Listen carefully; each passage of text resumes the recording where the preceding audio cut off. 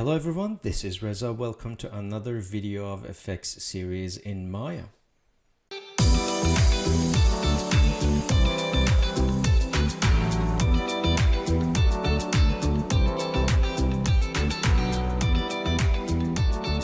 In this video, we are going to explore the new feature in Bifrost that allows us to simulate cloth in the application. So the original, or I would say the traditional way of creating cloth is through nCloth, which creates a nucleus node, and that allows you to have a very realistic behavior for your object, and basically that solver turns your model into a cloth. This video explores the exact same behavior using Bifrost. To prepare the scene, you need to make sure that you have your playback speed set to play every frame, because Bifrost needs to calculate every frame.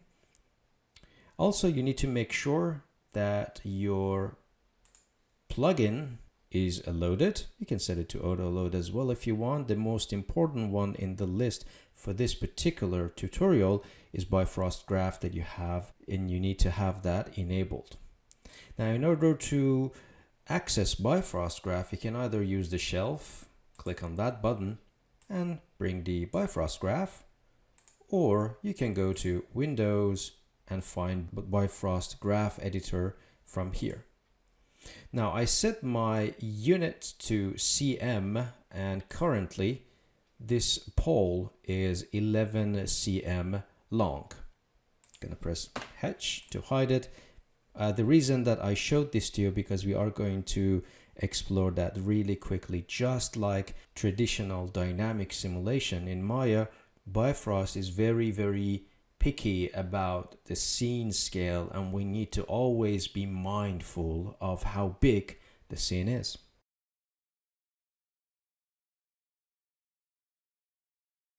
All right, I'm going to create a graph. We are going to use our own input node, so I don't need this. I'm going to press delete. I'm going to go to scene and bring my flag as my source. Now, to create cloth, I need to press tab and press MPM make, and it brings make MPM cloth. We also have MPM fiber, MPM shell, and these are different types of simulation that is available to you, but for now I'm just going to focus on MPM cloth. Now, simple as going from mesh to geometry, done. Now, this node by itself doesn't do much. It gives me some attributes on how the cloth is going to react, but it doesn't give me any solver attributes. In other words, we are defining the type of the cloth, but there is no way that we can simulate that. Now, if I go through some of the attributes in this list, not every single attribute is important in this particular example. Mass density is important. The heavier the density, the heavier the cloth would be, and it's kilogram per cubic meter. So the way that it gets calculated is very different compared to a normal nucleus node.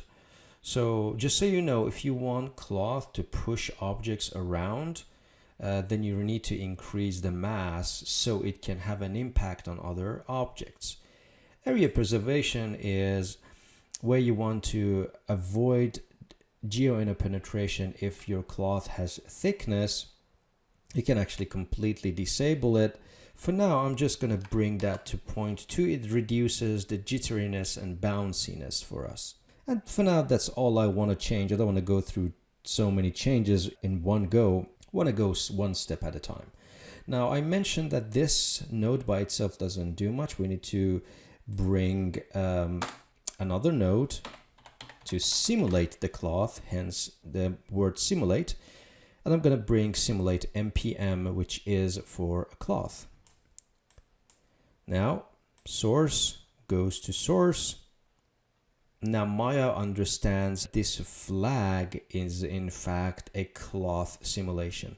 Still, if I were to play this, we get nothing, absolutely nothing. And there are many reasons for it. One, nothing has been plugged to the output, so that's a no-brainer. But even if you were to select the cloth mesh and plug it to the output, if I were to minimize and rewind, we're still not going to get anything. The reason is, although we specified a solver, the heart and the brain of the solver is in the settings, and that's a completely different node. So I need to search for npm solver settings. This is vital for our simulation to work. Simply setting goes to settings, and only now the cloth simulation works. If I click on npm solver setting, there's some very important attributes are in there. To begin with, now we have gravity. So without gravity, that cloth used to stay put. Now with gravity, it kind of pushes down the cloth. We are going to see some behaviors and movements. Now the value for gravity is the typical minus 9.8, which is the correct value. Scene unit in meter is very important. So as you can see, although I set my unit in cm, still Maya sees this, or should I say Bifrost sees this as meter. I'm going to reduce this down to 0.55. I don't want to reduce it too low, otherwise the cloth looks very jittery and light. And style, gonna set it to smooth. It gives me a much smoother result. Rest of the attributes are not too important, at least not for this particular example, which is relatively simple. And if I just rewind, we should be able to see the cloth dropping down. Now you may say, that's fine, Reza, but what is this object? Why we have two cloth, all of a sudden one drops down, one stays put? Well, we did have that in the traditional dynamic simulation as well, but the only thing is Maya used to hide the input mesh. So this is the output mesh and this is the input mesh. Just to compare with the ncloth tutorial that we had previously, for ncloth, you can actually force to display input mesh, which will going to enable the visibility of input mesh, but by default, it's hidden. In Bifrost, it's not. It's actually the other way around. It shows the input mesh unless you go and hide it. So, and that's exactly what we're going to do. We are going to actually press H to hide it. We don't want to see it. So I'm going to rewind, bring back. So that's great. So far we're making progress, but I still want to use some constraints to plug this cloth into the pole that we have. And there are many ways of doing this. You can use the actual geometry. You can use the segment of the geometry. So I can have two edge loops here, extract this area as a separate geometry, delete by type history on it, freeze transform, and then use that, or use the entire model. If you're using the entire model, make sure there's no other interactions with the cloth, because sometimes you run into some weird problems. For me, it's just a simple geometry and a piece of cloth or piece of fabric, so it's not going to be big of a deal. I'm using my outliner to bring this node in as my collider. And of course, to get it to work, I need to add a collider node. Now, before I do that, you may have noticed that my scene starts slowing down. If that happens to you, and if you experience this, you can always have an option of going to pause your graph execution, which is Control dot. So if I press Control dot, it pauses everything, and that kind of allows me to just go ahead and use or add nodes in my scene without getting it calculated. So I can just go ahead and bring in my node. So the node I would like to use is obviously Constrain, but it's Constrain MPM. For our aero simulation, we used aero constraint, but in here we use MPM constraint. Now it asks for an input and asks for a constraint geometry. Obviously, the pole is our constraint geometry. The input is our MPM cloth. So I'm going to unplug it from the sim and plug it to the constraint, and the source from the constraint to the source of the sim. All right, you can see we see no lag simply because calculation has been paused, which is kind of great. I'm going to select everything, press L to kind of make the graph look tidy. I'm a bit of a neat freak, so this L shortcut always helps. Now let's go and play back and see what we're getting. Press Control dot to unpause, and I'm going to rewind and play, and you can see the fabric drops. Now I noticed that the fabric kind of goes in to the pole, and it's really weird. The behavior, it's like a rubber band rather than an actual cloth. Now the reason for that is we have no collider, we have no force field, and probably we need to tweak the attributes and the behavior of the cloth a little bit. So let's get to that. To create collider, it's going to collide with the pole, and we already have this pole right here. So I can actually bring in a collider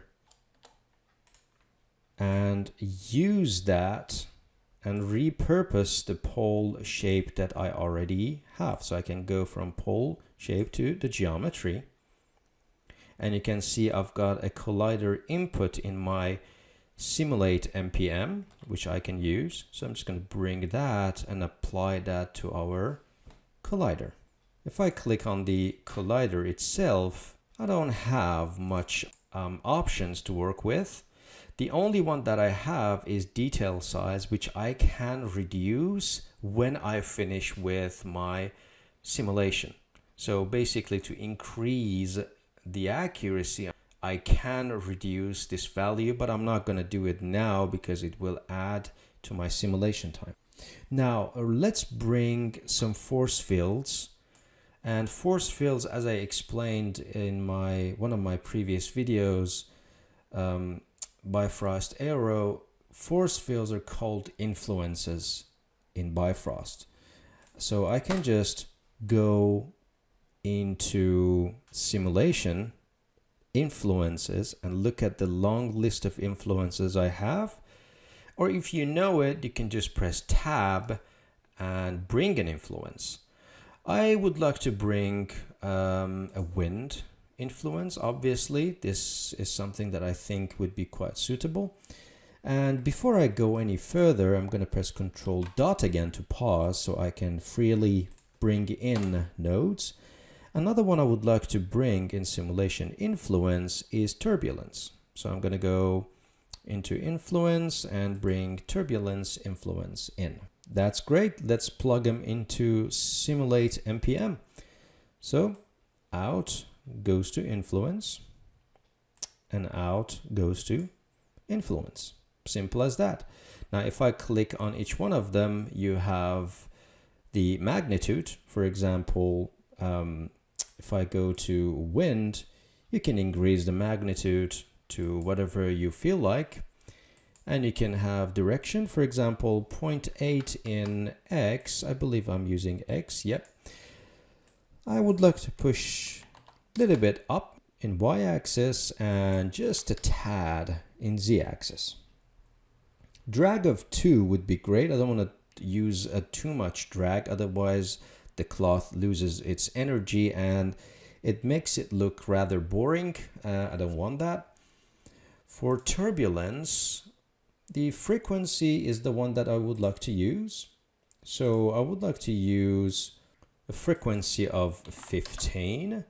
And you may have noticed that I'm not really touching the magnitude. I can, as a matter of fact, let me just go crazy on turbulence because I'm going to show you another way of doing that. So let's say all you want to do is just to have a very constant value. Now this constant value is a double-edged sword. Well, you have consistency, but at the same time, the result that you're getting is going to be very, very boring. I'm going to press Control Dot to unpause and let Maya to calculate the simulation and play. You can see that yes, we do get some turbulence. If I just pause for a second, you can see we do get a little bit of turbulence, and we certainly have wind to push the geometry around, but that's what I'm talking about by saying constant value. There is no slow gust of wind and big gust of wind. And the way that we tackle that in FX is we either add keyframe or we write expressions. But the thing is, well, if I select and right click on any of these attributes, we don't get set key as we used to get in a traditional way of working. And that can be a little bit a challenge and kind of frustrating. So one thing that I actually found out in one of the Autodesk's resources is you can actually repurpose some of the examples that Autodesk has to offer. So this is all their credit. I had nothing to do with it. I just observed and learned, just like you guys. And I'm more than happy to share this with you. So if you go to Bifrost browser, I'm just going to bring this guy, Smoke, import the Bifrost graph. If I just look at here, there is a compound, and that compound is nothing more than like a container. And if I double click on it, inside this container is the actual node that's been created by Autodesk folks. So if I press L, you can see these are procedural way of creating randomness, and that randomness can be applied to magnitude. And this is something that we can actually use to our advantage. So if I go to that cigarette smoke, press Control C on it, go to my Bifrost and press Control V, I can actually make use of this. You may say, hey Reza, why there is no input or output? I can't actually get into that. Let's say I want to apply this in here, but there is no input, or rather output. Now, there is something in Bifrost you guys need to be mindful of. It's number 1, 2, and 3. Number 3 reveals all the attributes. Number 2 shows or reveals input and output, and number 1 shows the collapsed version, which is just a standalone node.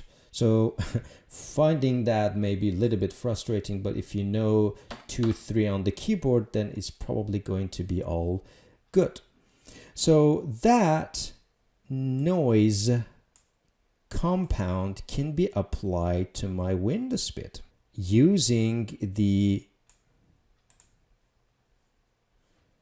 node that I have. Same goes with the turbulence. I can use this noise to add randomness to my force field. Now if I click on any of these guys, you can see now it's already been connected to this node right here. And this node comes with a bunch of attributes, and that's the beauty of the compound.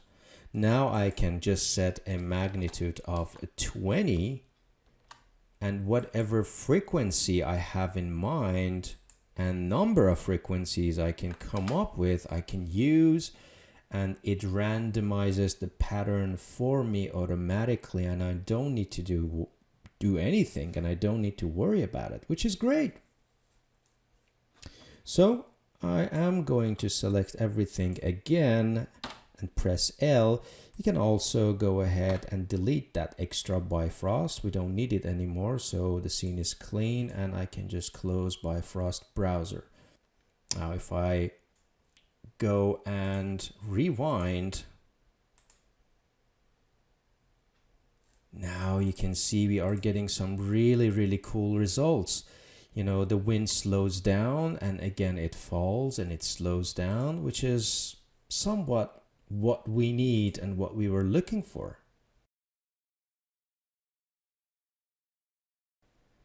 Now it's time to crank up some of the important values, add to the accuracy of my simulation, and increase the overall resolution of my simulation.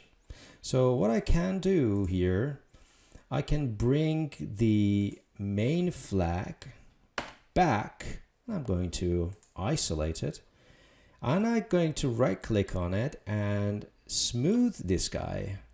I'm just gonna use exponentially and maybe use higher value just to get more density. Now I can actually go and hide this, and if I look at the output mesh, the Bifrost mesh, you can see that it actually adapts the input mesh's resolution, which is great. Now, as for the accuracy, I can always go to MPM settings and reduce this detail size to a low value. Don't go too low, otherwise you may run out of memory. I can do the same thing for the collider detail size. And you can see it's already taking its time because this value is considered low. I can even lower this value, detail size, to something like 0.1 to get a much more refined result, for lack of better word. And with that, let's go ahead and I'm gonna minimize, and I'm gonna go to play blast, and let's play blast this guy for 120 frames, and we'll be back. Well, here's the result. Of course, a few things here and there can be fixed. You may look at this and say, well, Reza, I'm looking for a thicker fabric or a less damping or more gravity. But the idea is not to simulate a specific look, but rather explore the workflow in Bifrost Graph and understand a new way of creating cloth simulation. I hope you found this video useful. Thank you very much as usual for tuning in and for your warm feedback, and see you in the next video.